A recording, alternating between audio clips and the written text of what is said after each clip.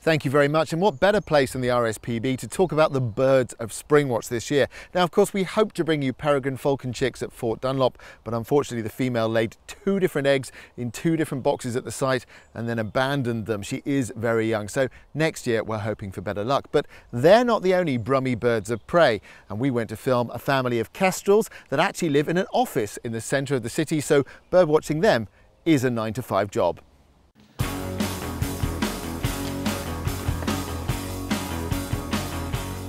This is an office belonging to the pharmacy department here at Aston University. Now, at first sight it looks like any other workplace, but in fact it's really unusual.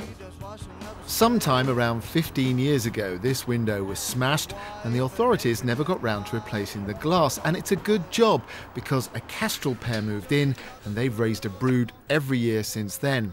When the office was refurnished recently, Aston University installed a hatch which allows the progress of the family to be tracked.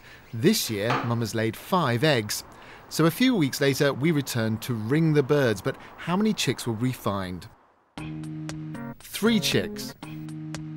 So the first thing we do is just check that that won't fit over its foot, so the ring won't come off. And the ring has a unique number on it. So will these last 2 eggs hatch? We know that the eggs are cold, so those eggs won't hatch. So it's just, again, monitor it, and then we have a complete record of the season for that pair. They're about a week old, so what happens to these 3 now, especially compared to those other Brummie birds of prey, the peregrine falcons?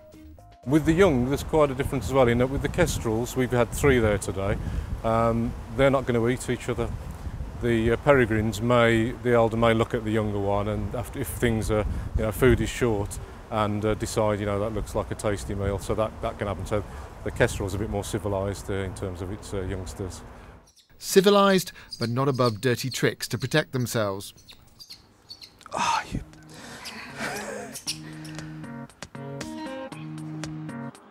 Mum kept a close watch on us during all of this, and once it was over, she returned to the nest, and the kestrel watchers of Aston University could return to their spreadsheets.